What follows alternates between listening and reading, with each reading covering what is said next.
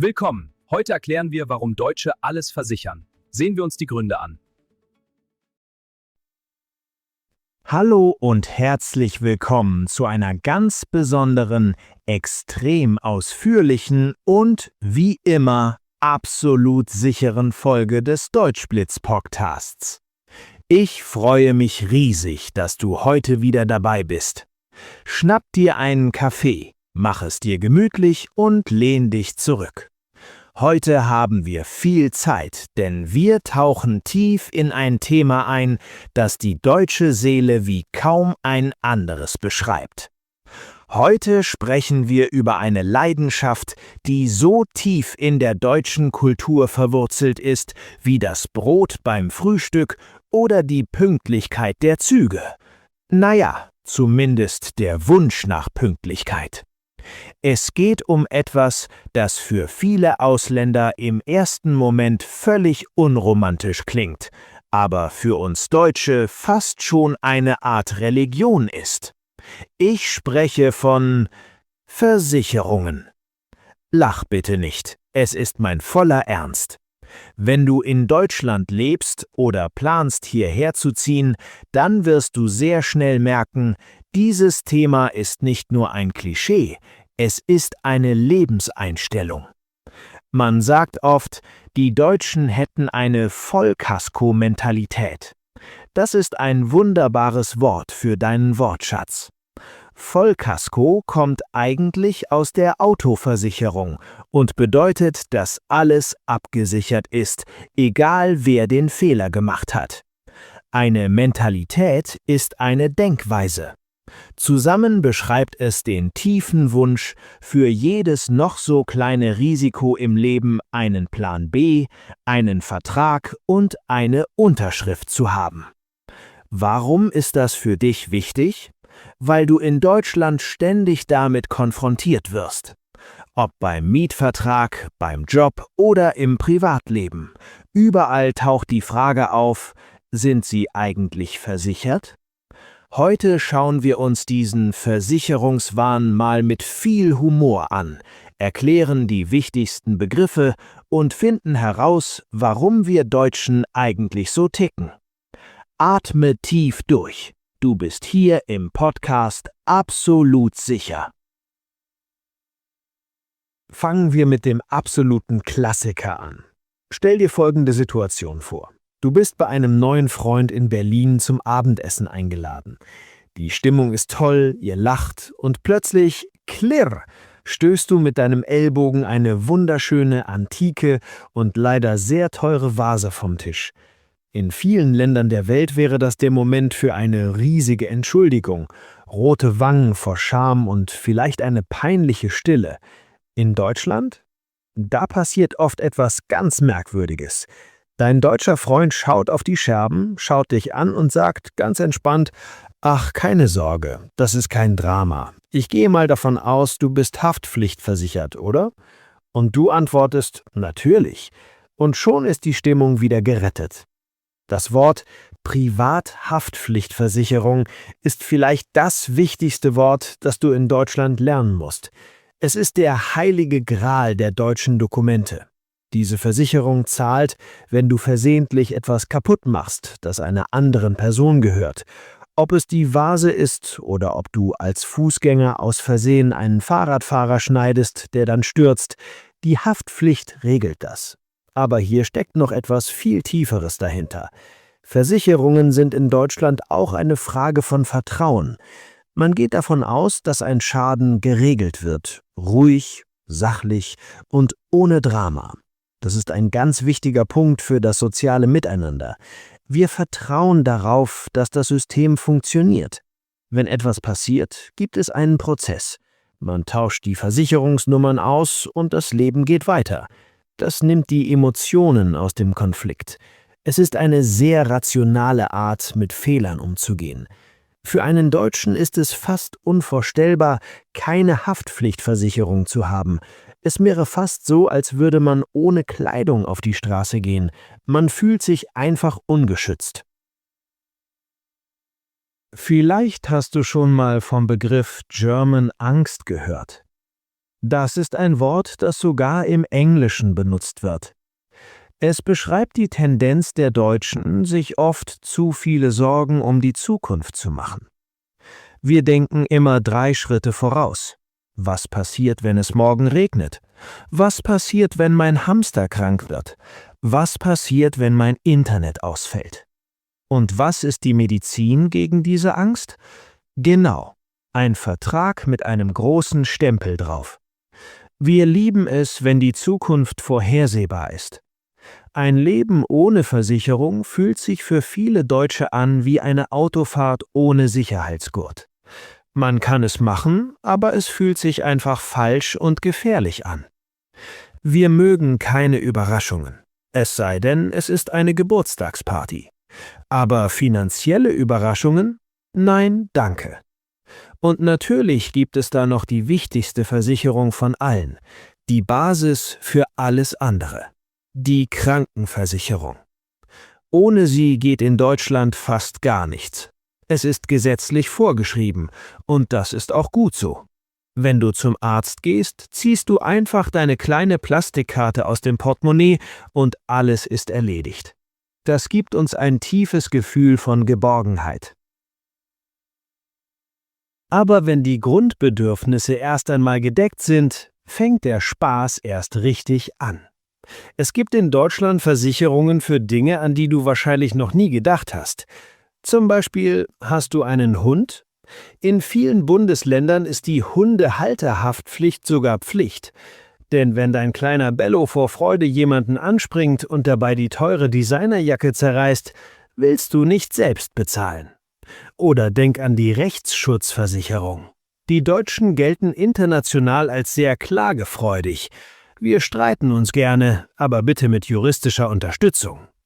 Hast du einen Streit mit deinem Vermieter wegen der Nebenkosten? Oder mit deinem Nachbarn, weil seine Hecke 2 Zentimeter zu weit auf dein Grundstück wächst? Kein Problem. Die Rechtsschutzversicherung übernimmt die Kosten für den Anwalt. Es ist fast wie ein Hobby. Man kämpft für sein Recht, aber ohne das finanzielle Risiko. Dann gibt es noch die Hausratversicherung. Sie schützt alles, was aus deiner Wohnung herausfallen würde, wenn man sie auf den Kopf stellt und schüttelt. Dein Sofa, dein Fernseher, deine Kaffeemaschine. Wenn ein Wasserrohr bricht und dein teurer Teppich schwimmt, dann ist die Hausratversicherung dein bester Freund. Ein alter Witz sagt, wenn 3 Deutsche sich treffen, gründen sie einen Verein. Wenn 4 Deutsche sich treffen, gründen sie eine Versicherung. Das ist zwar übertrieben, aber es zeigt unsere Mentalität perfekt. Wir wollen das Risiko kollektiv verteilen. Jetzt müssen wir über etwas sprechen, das jeder Deutsche in seiner Wohnung hat. Es ist ein physischer Ort, oft im Arbeitszimmer oder im untersten Regal im Wohnzimmer. Ich spreche vom Aktenordner. Obwohl wir im 21. Jahrhundert leben, lieben die Deutschen ihren Papierkram. Wenn du eine Versicherung abschließt, bekommst du Post. Viel Post. Du bekommst die Versicherungspolice, die allgemeinen Geschäftsbedingungen, das berühmte Kleingedruckte und jedes Jahr eine Beitragsrechnung. Ein echter Deutscher sortiert diese Briefe mit einer fast meditativen Ruhe in seine Ordner ein. Es gibt Trennblätter für Auto, Leben, Haftpflicht und Hausrat. In jedem deutschen Haushalt gibt es diesen einen Schrank, in dem diese Ordner wohnen. Es ist ein kleiner Tempel der Bürokratie. Wenn es brennt, retten die Deutschen zuerst ihre Familie, dann die Haustiere und dann vielleicht den Versicherungsordner. Denn ohne die Unterlagen existiert der Schutz in unseren Köpfen nicht. Natürlich ändert sich das gerade. Junge Firmen, sogenannte Insurtechs, versuchen, das Ganze digitaler zu machen. Alles per App, kein Papier mehr. Das ist eine große Innovation, aber viele ältere Deutsche schauen noch skeptisch auf ihr Smartphone. Ein Vertrag, den ich nicht anfassen kann? Ist das wirklich sicher? Es ist ein spannender Kampf zwischen Tradition und Moderne. Inmitten all dieser Regeln und Verträge gibt es ein Wort, das du unbedingt kennen musst. Es ist eines meiner absoluten Lieblingswörter im Deutschen. Das Wort lautet verschlimmbessern. Lass uns das mal analysieren. Es besteht aus 2 Teilen: verschlimmern, etwas schlechter machen, und verbessern, etwas besser machen. Man benutzt es, wenn man die Absicht hat, etwas Gutes zu tun oder etwas zu reparieren, aber durch seine Aktion am Ende alles noch viel komplizierter oder schlimmer macht. Das ist ein Wort, das man im Alltag wirklich oft hört, besonders in Gesprächen über Bürokratie oder Technik. Stell dir vor, du versuchst, ein kompliziertes Versicherungsformular auszufüllen. Du korrigierst einen Fehler mit Tipp-Ex, schreibst etwas darüber, merkst dann, dass das Feld eigentlich für etwas anderes war und am Ende versteht niemand mehr, was du eigentlich meinst. Glückwunsch, du hast es verschlimmbessert. Oder du versuchst, einen tropfenden Wasserhahn selbst zu reparieren, um Geld zu sparen. Du drehst an einer Schraube, plötzlich bricht das Rohr und deine ganze Küche steht unter Wasser. Das ist die klassische Definition von verschlimmbessern. Es ist ein herrlich ironisches Wort, das zeigt, dass wir Deutschen wissen, dass unser Drang nach Perfektion manchmal nach hinten losgehen kann. Zum Schluss habe ich noch eine kleine Kuriosität für dich, die zeigt, wie weit wir gehen, um uns sicher zu fühlen. Wusstest du, dass es in Deutschland sogar eine Versicherung gegen schlechtes Wetter im Urlaub gibt? Ja, wirklich. Stell dir vor, du buchst 2 Wochen Italien und es regnet jeden Tag. Das ist für einen Deutschen eine emotionale Katastrophe. Aber keine Sorge, es gibt Versicherungen, die dir für jeden Regentag einen bestimmten Betrag auszahlen. Wenn die Sonne nicht scheint, scheint wenigstens das Geld auf dein Konto.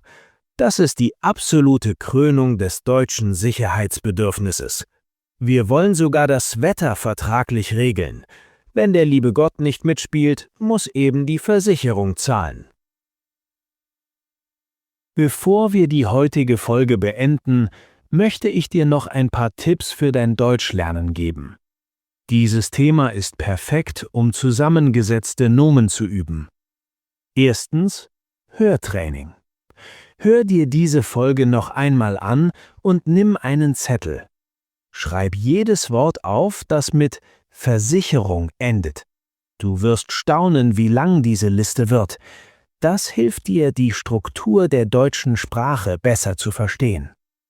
Zweitens, Sprechtraining. Versuche das Wort Privathaftpflichtversicherung 5-mal schnell hintereinander auszusprechen. Das ist ein super Training für deine Gesichtsmuskeln. Drittens, Interaktion. Schreib uns in die Kommentare, wie ist das in deinem Heimatland? Seid ihr eher der spontane Typ, der sagt, es wird schon alles gut gehen, oder brauchst du auch für jedes Risiko einen schriftlichen Vertrag? Hast du vielleicht schon mal etwas verschlimmbessert?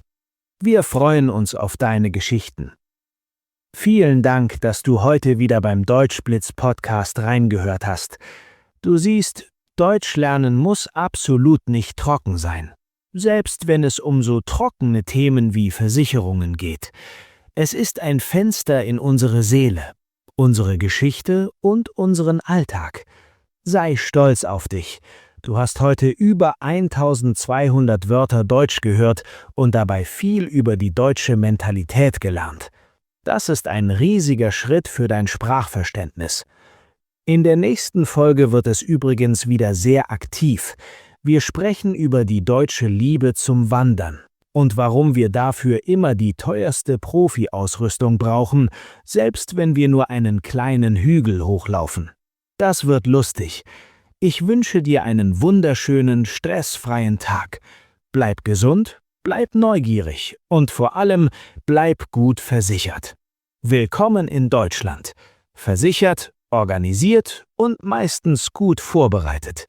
Deutsch denken, Deutsch fühlen. Deutschblitz.